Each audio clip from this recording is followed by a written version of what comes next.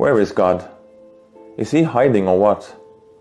Why can't this God just show himself and give us all undisputable evidences of his existence so that we all believe in him? This problem is known in philosophy as the problem of divine hiddenness. The premises are as follow. A good God wants to contact us. A good God could contact all humans in any undisputable way so that no one denies his existence. Conclusion: because God hasn't contacted all humans in any undisputable way, and because there are many who deny his existence, it therefore indicates that God does not exist. For many, right off the start, the argument seems to have some power. So how to respond to this?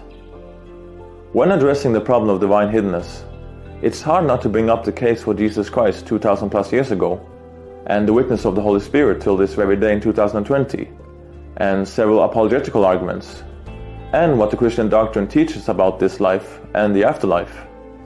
However, in this video, I'm going to focus solely on addressing the actual main overall big meat question that is so often raised on divine hiddenness, popularized by Dillahunty, a professional debater and one of the world's most outspoken atheists today in 2020. Here is the argument that him and many atheists regurgitates. Right, and there is a God. That God should know exactly what it should take to change my mind. And the fact that this God has not done this means that either this God doesn't exist or does not want me to know that he exists. Either way, not my problem. Okay, terrific. Now the next time you go out to build a friendship or romantic relationship, try this same attitude and same approach. No? Well, of course not. It doesn't work like that. With that approach and that attitude, you would be looking now at a man with no friends and no ring on his finger. Dillahunty's statement has that type of pride to it, that dangerous and arrogant type of pride, which the Bible warns about again and again. You heard, for example, the famous quote, "Pride goes before a fall." That's from the Bible. And also, seriously, the level of apathy shown here to the whole thing. My goodness.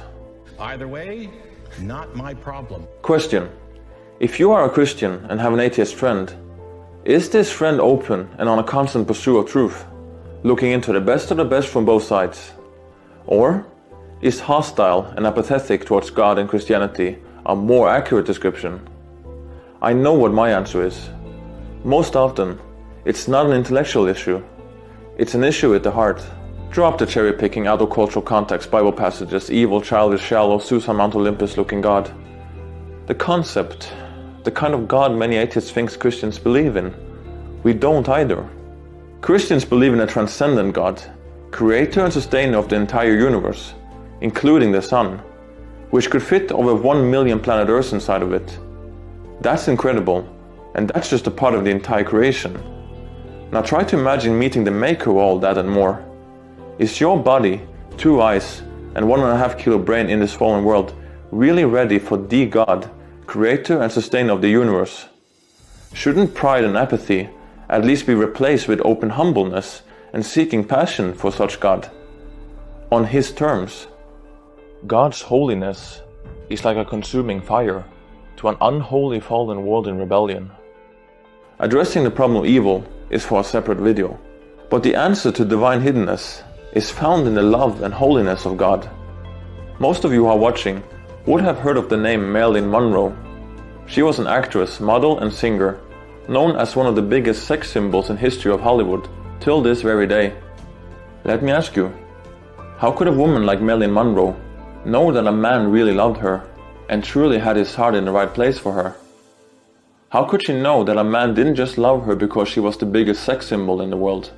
How could she know that a man didn't just love her because of the fame, money and social status, which would follow by being her husband? This man could say and do all the right things, and Marilyn Monroe in her place would still have a good reason to be suspicious of his words, actions, intentions and heart. In this case, all normal dynamics are just gone. If God gave undisputable and undeniable evidences of his existence to all skeptics and non-believers, so that there would be no way to blame the quality of the evidences, hallucinations, tricks, and own mental state, what would then the reactions be? It would scare people into belief. It would push people into a gold digger belief, or result in apathetic acceptance of his existence. God is not interested in any of that, because that's not love.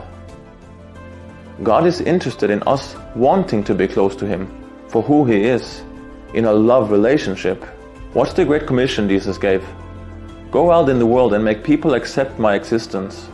Or, go out in the world and make people disciples. Matthew 11:25. Jesus said, I praise you, Father, Lord of heaven and earth, because you have hidden these things from the wise and learned and revealed them to little children.